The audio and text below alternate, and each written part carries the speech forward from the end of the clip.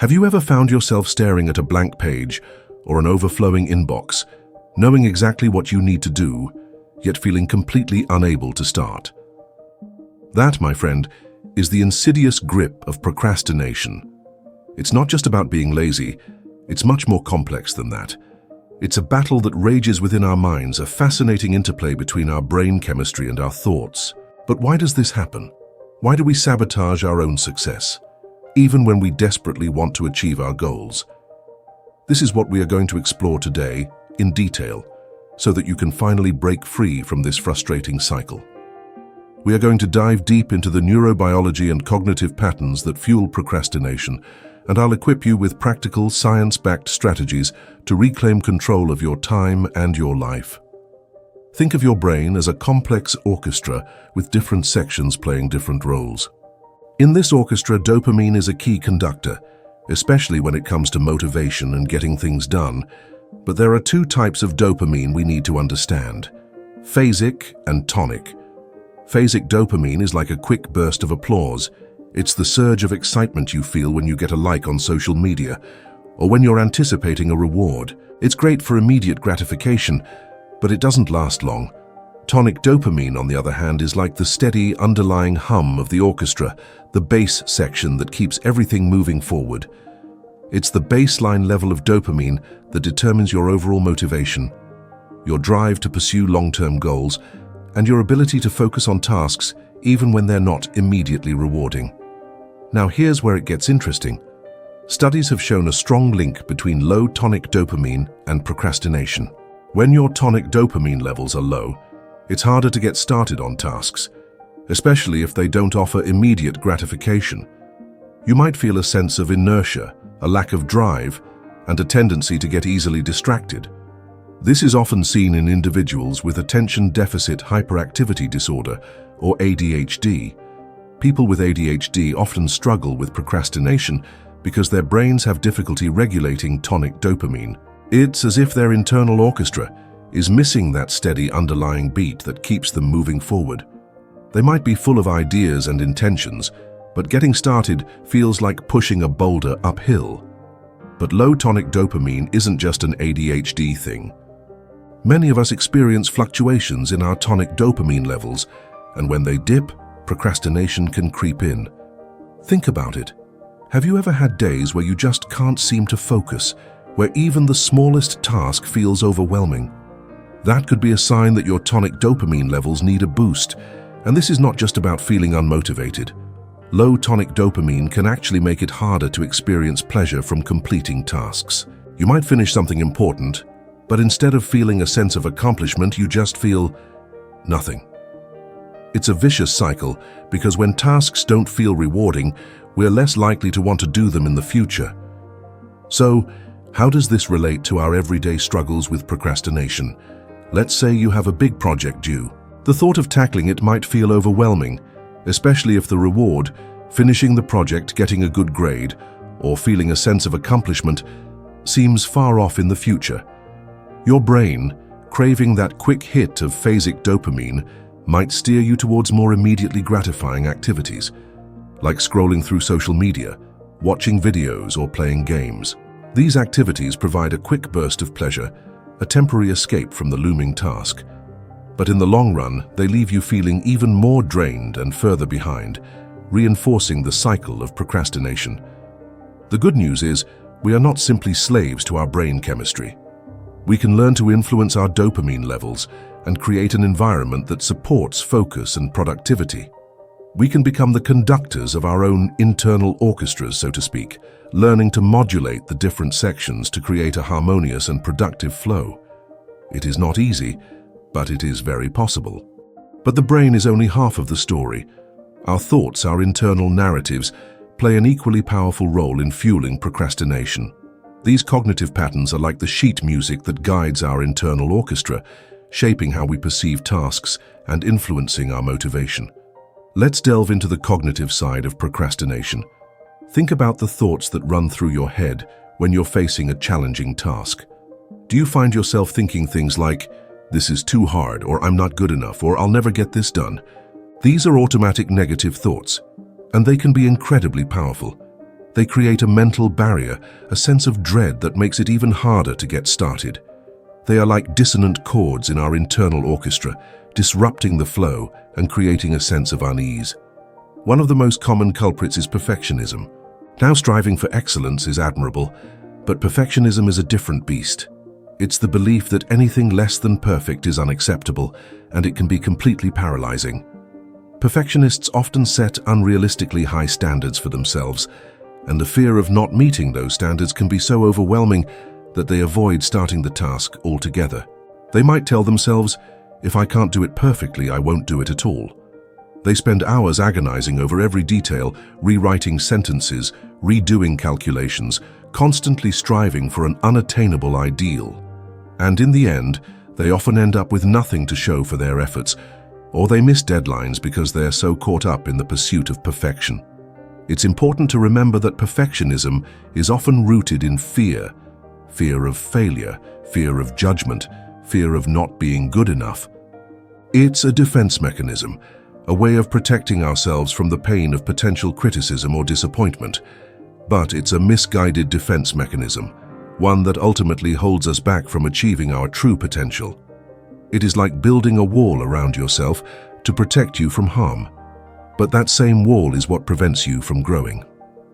Another common cognitive trap is what we might call catastrophizing.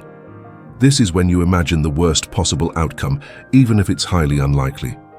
You might think, "If I don't do well on this presentation, I'll lose my job," or "If I fail this exam, my life is over."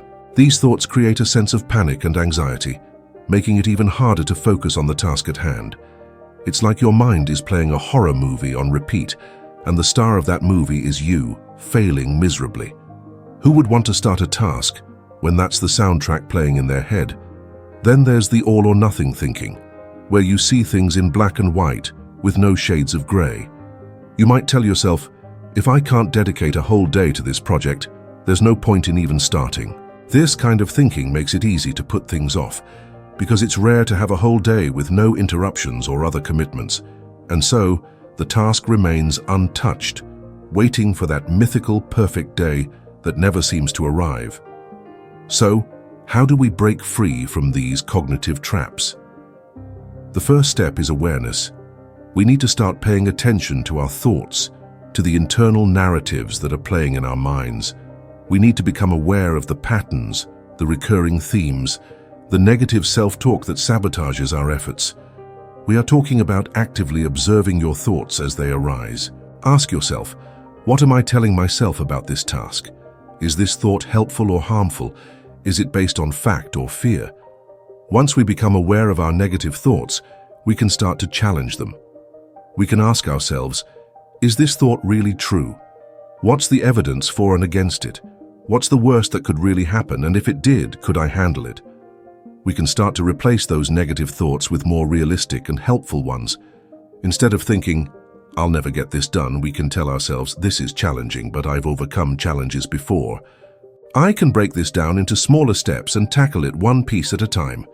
Instead of thinking, "I need to do this perfectly," we can tell ourselves, "I will do my best, and that is enough." Instead of saying, "If I can't dedicate a whole day to this, I might as well not start," you could say, "Even 30 minutes of focused work is better than nothing." This process of challenging and reframing our thoughts is a core principle of cognitive behavioral therapy, or CBT, a widely researched and effective approach to overcoming procrastination and other psychological challenges.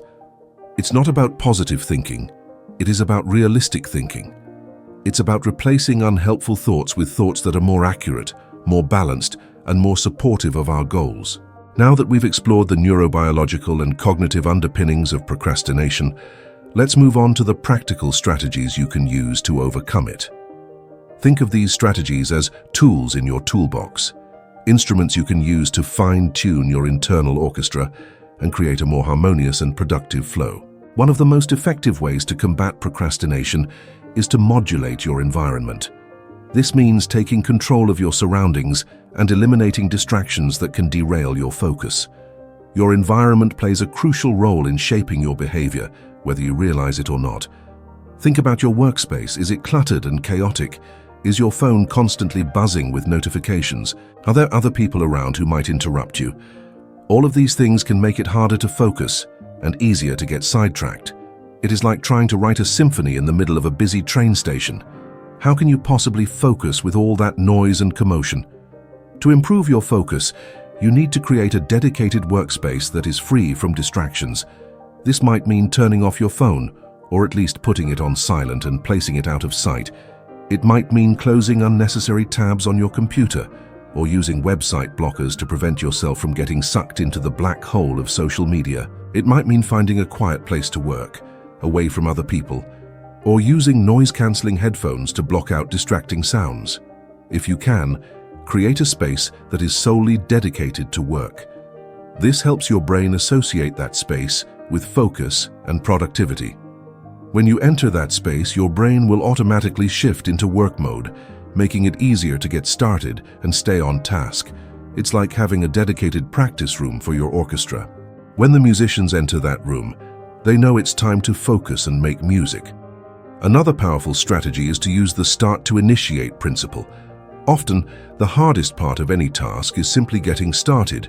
We build it up in our minds, making it seem much bigger and more daunting than it actually is. But once we actually begin, we often find that it's not as bad as we thought.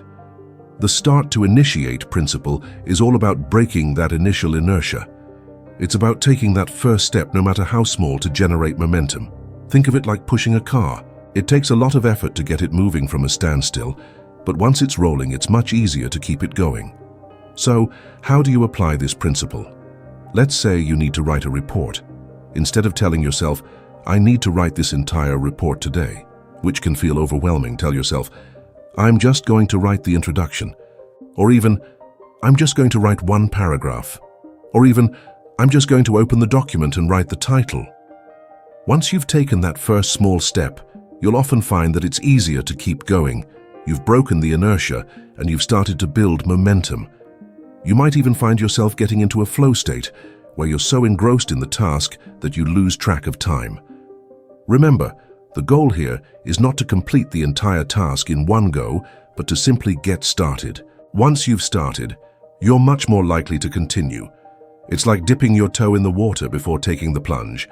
Once you feel the temperature, you're more likely to jump in. Don't underestimate the power of those first few minutes. They can be the most crucial in overcoming procrastination. They are the spark that ignites the engine of productivity. Of course, there will be times when procrastination is so severe, so debilitating, that these strategies alone may not be enough. In these cases, it's important to seek professional help. A therapist or counselor can provide you with personalized support and guidance, helping you to identify the underlying causes of your procrastination and develop tailored strategies to overcome it. They can also help you to address any underlying mental health conditions, such as anxiety or depression, that may be contributing to your struggles. Think of it like this. If you have a serious medical condition, you wouldn't try to treat it yourself, would you? You'd go to a doctor. The same principle applies to mental health. If you're struggling with severe procrastination, don't be afraid to reach out to a mental health professional. There's no shame in asking for help. In fact, it's a sign of strength. It takes courage to acknowledge that you're struggling and to seek the support you need. We've covered a lot of ground today. We've delved into the fascinating interplay between our brains and our thoughts, exploring how dopamine and cognitive patterns can fuel procrastination. We've also discussed practical strategies you can use to create a more supportive environment, manage your thoughts, and break the cycle of inertia. But more than just understanding the mechanics of procrastination, I hope you've gained a deeper appreciation for the power of self-awareness. By understanding how your mind works, you can begin to take control of your behavior and shape your life in a more intentional way. Remember, overcoming procrastination is not about being perfect. It's about making progress, one small step at a time. It's about being kind to yourself, understanding your limitations and celebrating your successes no matter how small. It's a journey of self-discovery, a process of learning to work with your brain rather than against it, and it all begins with a single, conscious decision. The decision to start. Not tomorrow, not next week, but now. So, Take a deep breath, choose one small action, and begin. You might be surprised at what you can accomplish when you finally decide to take that first step. The path to a more fulfilling and productive life is right there, waiting for you to take the first step. And as you continue on this path, remember that the journey itself is where the true growth and transformation happen.